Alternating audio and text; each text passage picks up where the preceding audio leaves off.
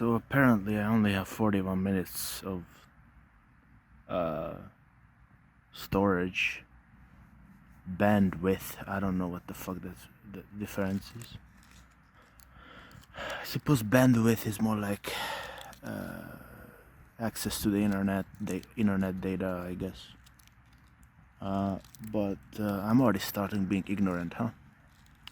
Anyway, so if this is 41 minutes, I'm probably just gonna come back tomorrow and complete the other half, because I don't want these videos to be too short.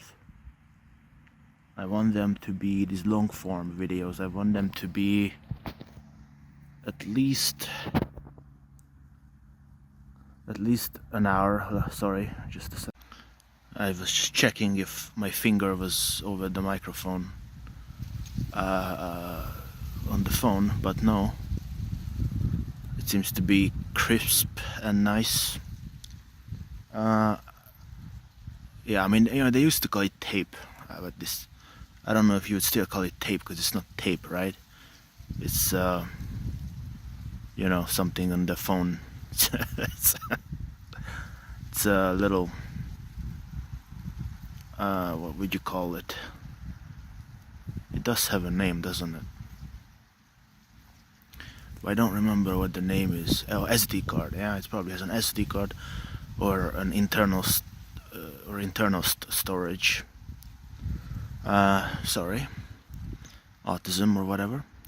Anyway, I only have like 40 minutes left, so I need to split this into two. I'm gonna come back, but I needed to record right now because I just felt like it, you know. I was just kind of trotting by this area where I record, and it just kind of a nice weather, even though it's cold. And I was just, it's very quiet. It was, turned me on, you know, put me in the mood. If I was a female animal, I would be in heat right now. Anyway, well, fuck, why do I have only 40 minutes anyway? Oh boy. Well, anyway, I just wanted to talk about something. And, you know, I'm working on some things. I'm working on an essay or a thesis or something like that, if you want to be pretentious about it. So I don't want to give that away in video form yet. Cause then what was the point of writing it? Because of course I want to narrate it. I still have a short story I want to narrate that I've written a while ago. And then one day I'm gonna narrate that short, long essay or thesis, and I'm gonna talk about it. But for now, I just decided to not bring any topic, just simply talk and see if this new format that I just invented for myself right now. I didn't invent it, but I invented it for myself. This idea of doing it across multiple days and see if I can pick up the thread. Just because I'm short on storage. And I have no bandwidth, so I couldn't look up the definition of bandwidth. But I'm pretty sure it's just like your internet data that you have left. Anyway, excuse the ignorant person pretending smart. I guess, you know, just whatever comes to my mind. You know, these gurus. You know, these gurus are always like, well, I'm not thinking of anything. I just let the thoughts come into my head, which I find interesting. I don't trust gurus, but I find that idea interesting. See what you can come up with on the spot. And right now, you know, for some reason, this vibe that's in me right now, this ambience that's in me right now is, you know, like Seoul, you know, the city. and I've been just thinking about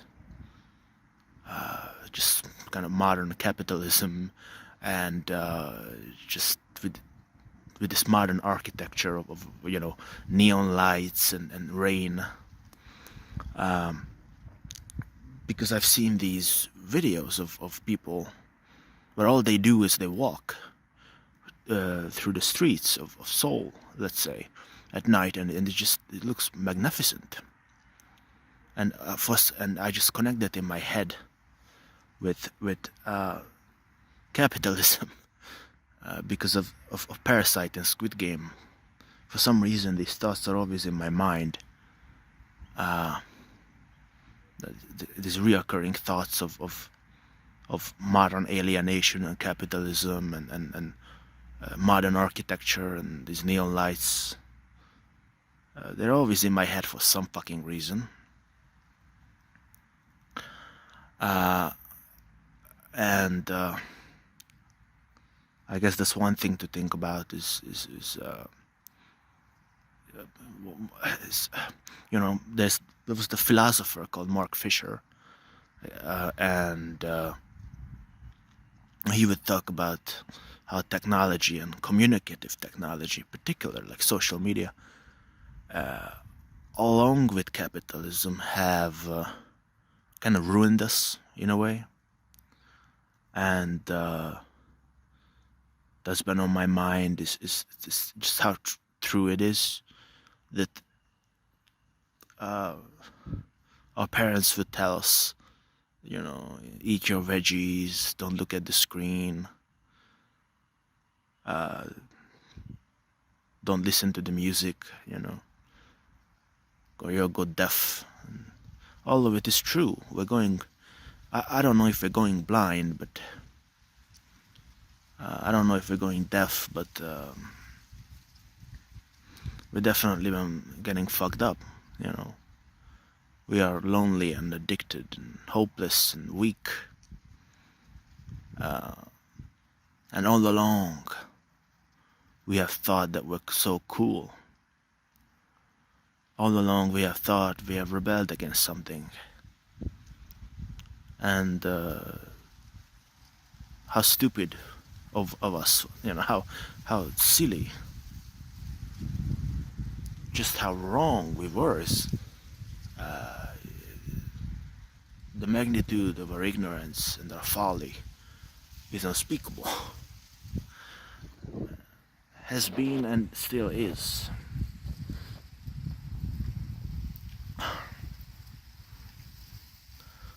Well, that's kind of the same thing. Has been and still is. Yeah, but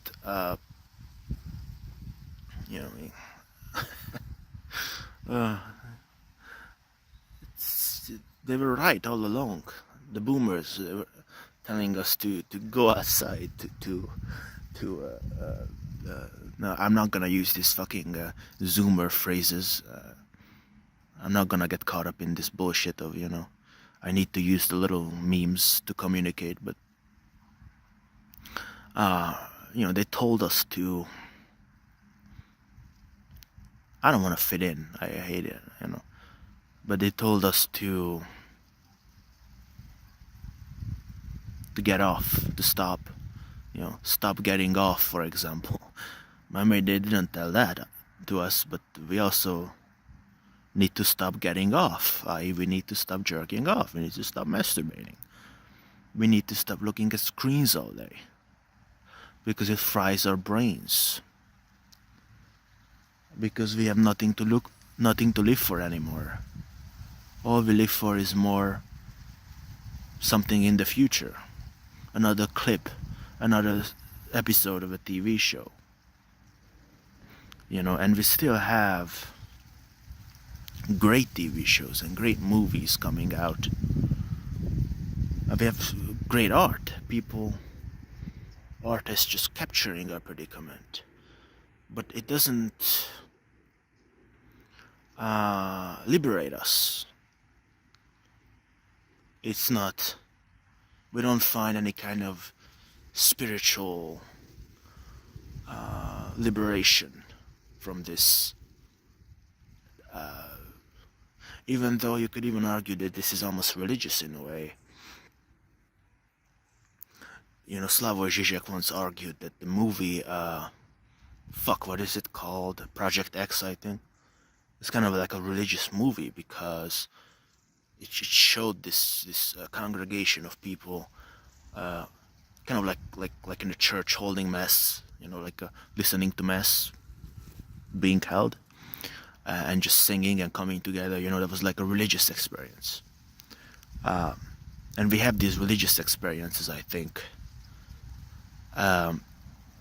where we understand our predicament well. We come together online, on YouTube, on TikTok, on all these platforms, come together. We understand each other.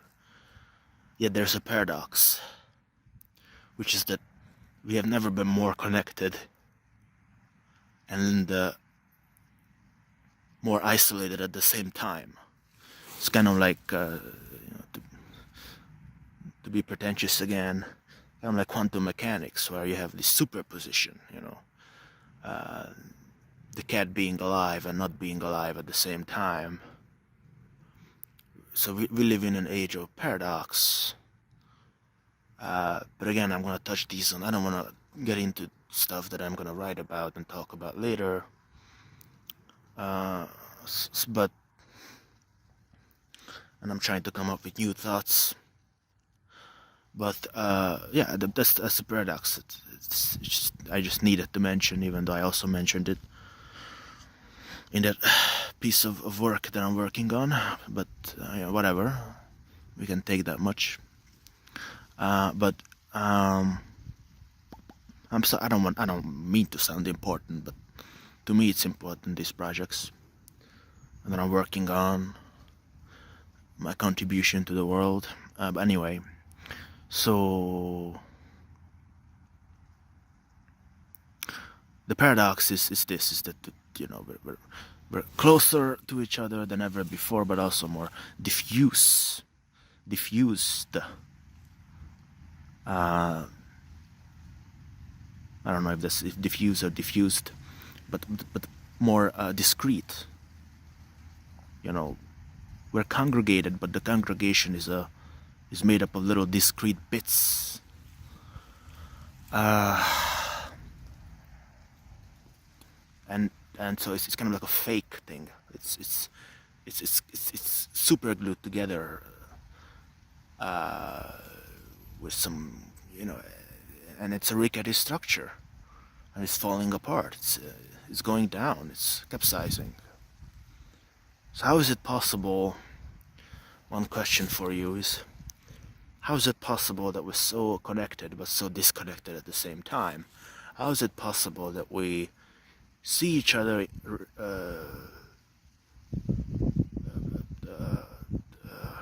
represented in media, but we still don't like each other and don't touch each other? You know, like one. I just have to mention guys and their you know, virgin status, or their incel status, or what's been referred to as herbivore men in Japan, where it's guys who don't really go out, they don't have sex, they don't marry, you know.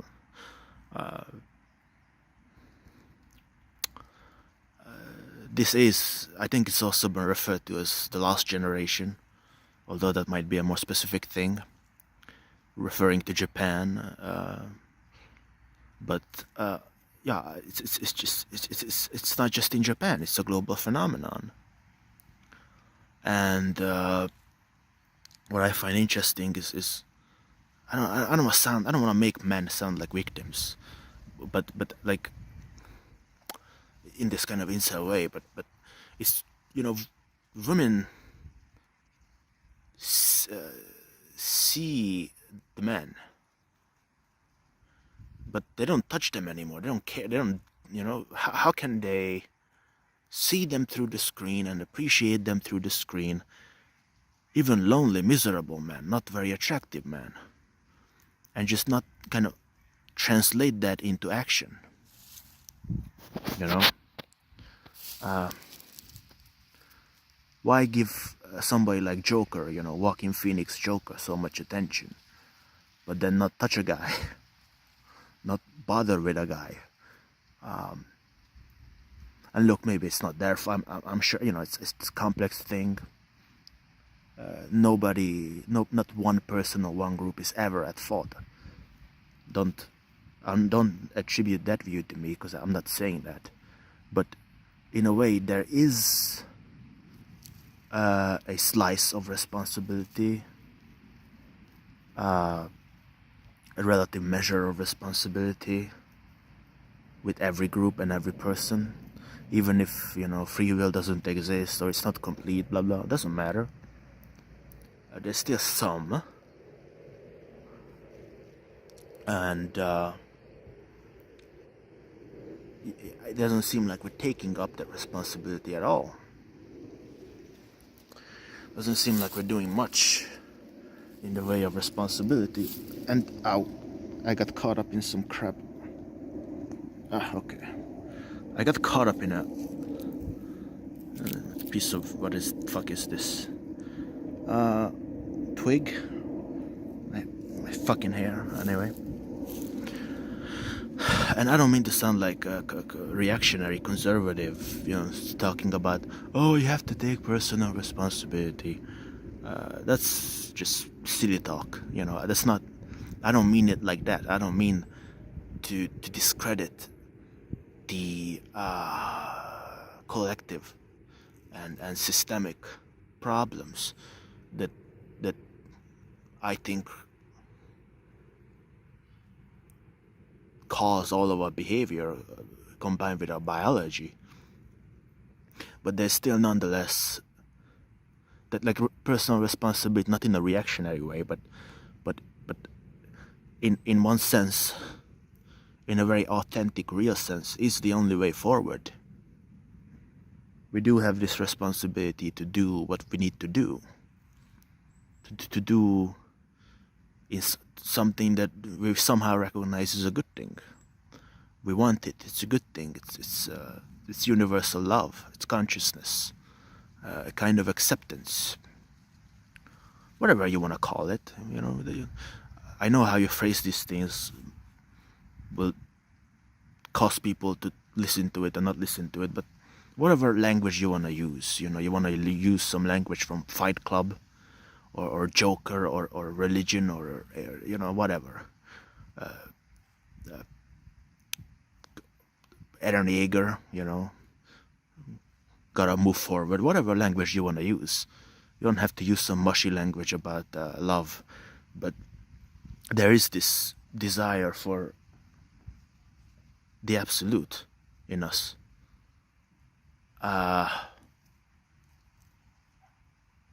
I don't think we need to. I don't think we should ignore that.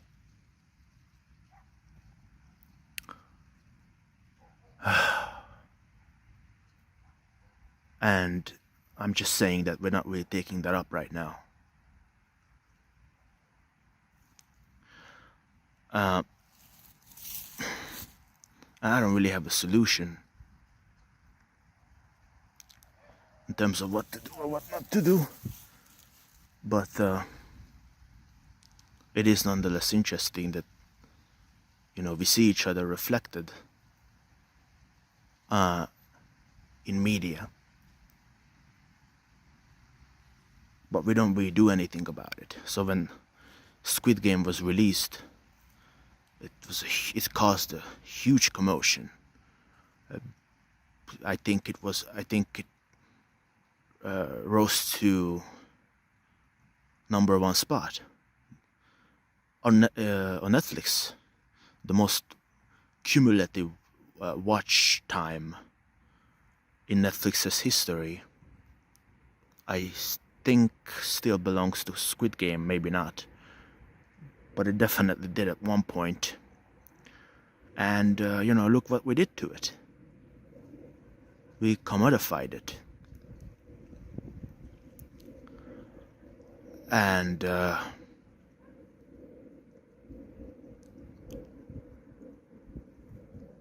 I mean, you can look at a YouTube video like Mr. Beast's YouTube video, which I think has like, maybe I'm wrong, I think hundreds of millions of views, I think 500 million views. Maybe I'm wrong, but I did see it. I've seen some of it. And it's funny because that's how we react to crisis nowadays. We don't actually do anything to change it. We commodify it.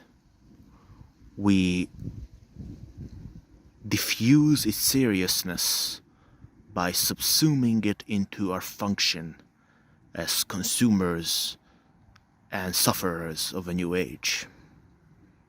But double it over like a sandwich, you know, or a burrito, you know, one of these wraps, and eat it. We double it over, you know, douse it with beans and salsa and just fucking eat it. With cheese too, we love cheese. Can't live without cheese. It must be at least 400 pounds at this point. And everything is against us, you know, even trying to lose weight, as I'm trying now, by the way. And I have lost some. Sorry.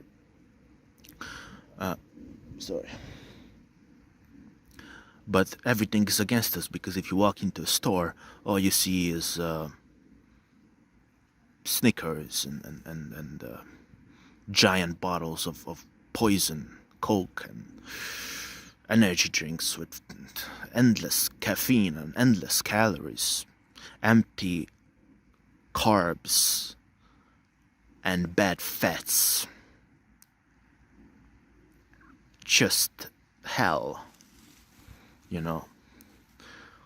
And you don't have to be a nutritionist to see it, and you don't have to be have a debate about veganism to see it. It's just garbage. It's you know, I mean, the vegan has somebody who is more plant-based clearly has a bigger chance of getting out alive, because most of the stuff with animal stuff in it is just poison.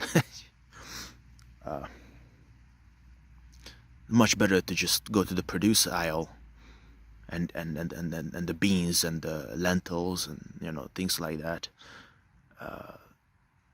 But anyway, forget about it. I'm not. That's not the point. Don't get bogged down on things. But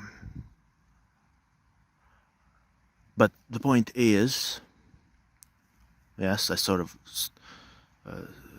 went off the path, really. But the point is, we commodify everything. Everything is turned into a parody. Everything is a doubling over of itself into a nice little burrito that we consume. And that's how we deal with it. So we see the struggle of you know, this kind of cruel, you know, neoliberal capitalism, whatever that means, but this cruel, modern, alienated community, you know, the social media laced capitalism.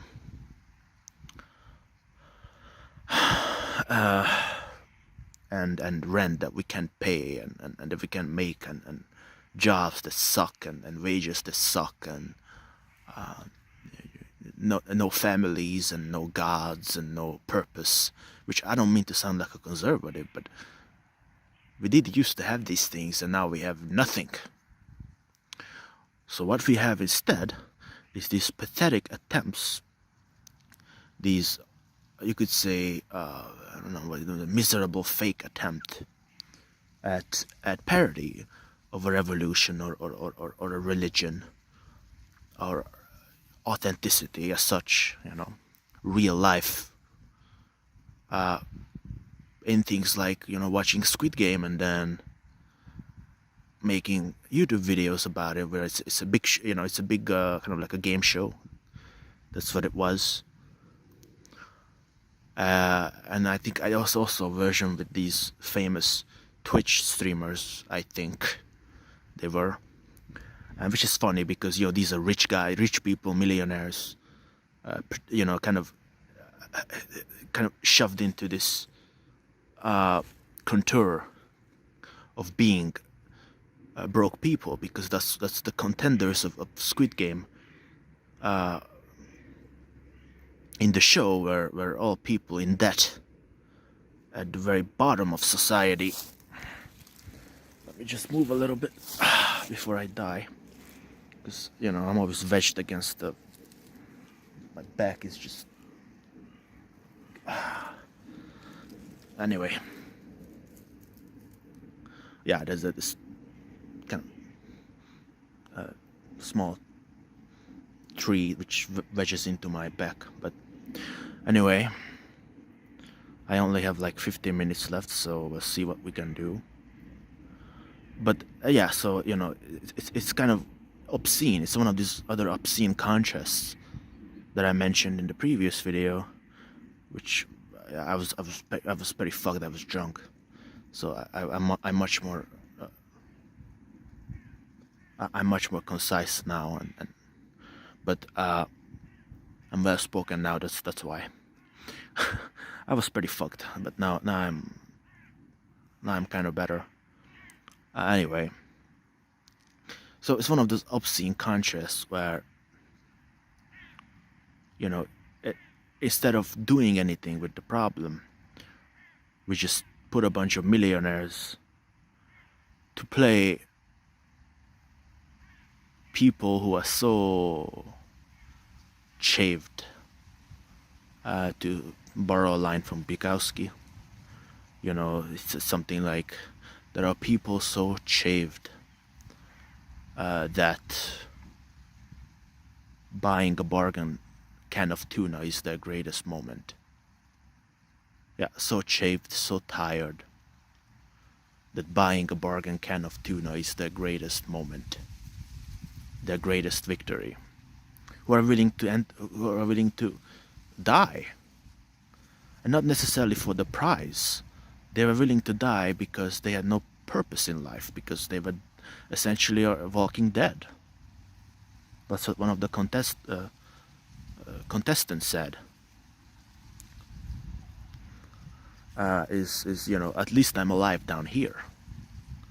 Out there, I'm dead.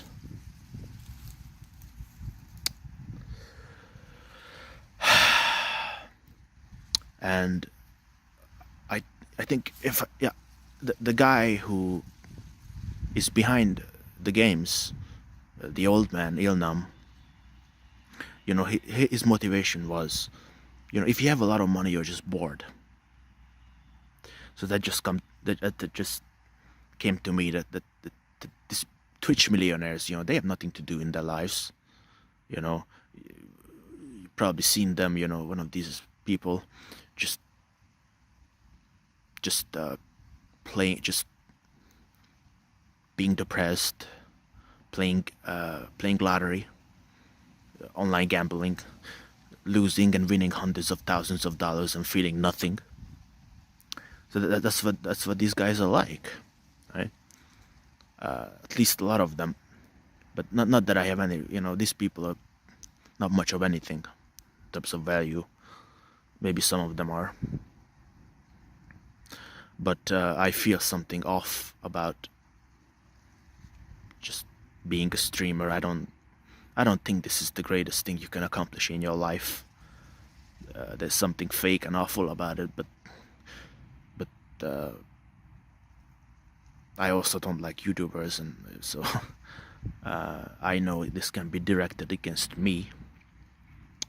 But anyway, you can see the functioning there too. Is that they're also miserable. They're also not accomplishing anything that could make them happy, right? And maybe some of them are, but clearly, if they have to participate in these stupid games, if they have to gamble and play 7 video games in a row to feel something, clearly there's something wrong with their psychology, A lot of these people are depressed. But the main problem really is it's not so much the psychology or them. You know, you can feel sorry for them if you like. That wasn't really my point. But you know, and I feel a certain sense of empathy for everyone. But the point really was, isn't it obscene to have these millionaires place? I mean, if you want to talk about cultural appropriation, right? Here's a piece of cultural appropriation for you. It's these millionaires putting on the suits and you know the sweaters or whatever the fuck they were wearing. You know, I don't know if they were wearing the sweaters, but the green ones with the numbers, you know. But isn't there something obscene about this? I mean, at the very least, and maybe I'm wrong, because I haven't double checked this to be honest, but at the very least, it could have been like a charity event, and maybe it was. If it was, and I'm sorry, I apologize. But you know, it's just pathetic. It's disgusting. I mean, even if it was a charity event, it would be yikes, you know, icky. So, you know, there would be some redemptive element in it then, but just to play a fucking game with millionaires, in the character of poor, miserable, strafed people, that's disgusting. But the fundamental point, the broader point here, I think, is that we come out of we have seen the problems, we feel the empathy. Everybody cried at episode 6. I did too. I think I was kind of I got a little bubbly eyed too, I think. And Parasite got me more, but after I watched Parasite, I had goosebumps all over. But anyway, we see the problem, but we don't really do much of anything about it, except maybe for a few people. And obviously, there's always a few people who are doing something. I don't want to knock them if they're doing something, but as a general collective experience, the general collective being, a collective creature, the multitudes, we're not much of anything as a generation, or even the generations before us. We're not much of anything. We're kind of useless and good for nothing. And of course, all the blame cannot be left at our door. I've said that before. But there is always a pie. There's always a slice of the pie. And we're not really taking that up. We're playing games where we are capable of pumping something like Squid Game to the apex of Netflix to make a spectacle out of it, but we're not capable of changing the world. We're not capable of changing what it criticized, what it chided, what it denounced. A philosopher like Peter Singer, whatever you think of him, exposes our hypocrisy perfectly well. That Peter Singer is a very important philosopher in the sense that he talks about charity, and he calls us out on our hypocrisy, or at least on our immorality of, you know, we care about people, we care about creatures, we want to do something for them, but when push comes to shove and, you know, we have some excess money, we don't spend it on charity. And you can make your critiques that, you know, it's bourgeois charity, it's not good enough. We're not even, you don't get to make that criticism because we haven't even done that much. So we don't get to just circle around it. and pretend you're doing something else when you're not doing anything. I mean, most of us are only capable of tweeting about it. Oh, I said, isn't this bourgeois? Let me just go ahead and do absolutely nothing. Let me just go ahead and do even less than that. So, and one thing I wanted to get in is, Peter Singer has a course, two courses I've seen on YouTube. Of one is about effective altruism, which is about helping, and the other is just practical ethics. And take a look at the views, few hundred views, few thousand views. When somebody like Lex Friedman has Peter Singer on as a guest, he gets maybe 100,000 views. But when some schmuck comes on who's then they get millions of views just because it's it's the guy that we're supposed to enjoy and like and care about or hate. But when it's somebody actually important who makes very cogent and strong arguments, sound arguments about the hypocrisy, calling out our hypocrisy, our inconsistency, then he gets pretty much nothing. Lectures with a few thousand views. But when it comes to, the guy who talks about the problem actually, who calls us out on the problem and shows us ways to help and contribute, few thousand views. But when it's a TV show that talks about essentially the same fucking problems, in a way, at least parts of the same problem, indebtedness, destitution, that's capitalism, the bad, the tendencies of capitalism, whatever you think about it as such, about capitalism, clearly has its bad tendencies. But so when that TV show airs, is online on Netflix, I don't know, billions of views. I mean, almost everybody has seen it and almost everybody has heard of it. But when there's an actual guy talking about the problem, and not just talking about that, but about even broader problems, nobody gives a shit.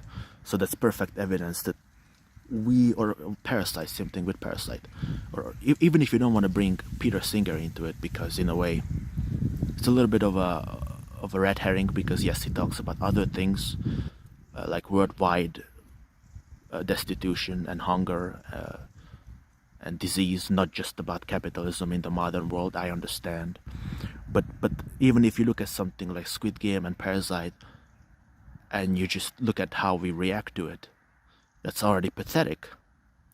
We're not doing anything to change it. We're not even trying.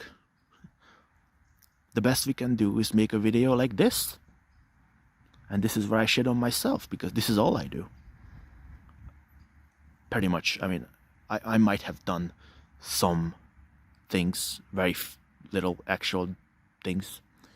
So all I can do is sit here and I can talk to you, and you're not going to do anything either. Let's stop bullshit. You're going to click away and jerk off to something. So it's just a big circle jerk. With Peter Singer or without him, it's not about him. It just sort of came into my mind because it sort of shows us that, oh God, we're bleeding hearts. We're bleeding hearts for all these poor people, but when it comes to actually doing something, fuck off, we're not going to do anything.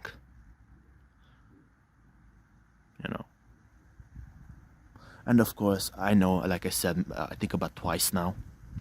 It's not that much, but that it's not all of our fault. There are structural problems, but still, we could be doing more than what we're doing, right? The women could be lowering their standards. I think the men could be stop being misogynist and racist. Those men who are, obviously not the other ones. We could just organize something. We could do something. We could stop shitting on each other and stop sectionizing and shitting on religions and shitting on each other because we have slightly different views. Like, it's very popular now to shit on Christianity, for example, at least parts of it. And I don't like that either, because what's the point? Why would you alienate 1 billion people from your movement? There's nothing good about this. I don't like religion stuff, and I'm gonna make fun of Christianity, right? But you're not allowed to make fun of Islam, right? I have no interest in making fun of Islam, but the difference is I respect both religions.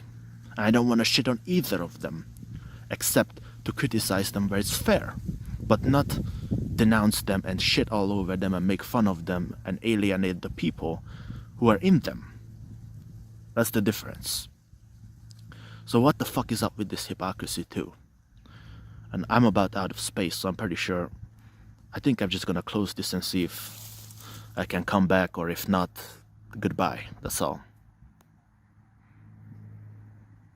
Tell me what you think.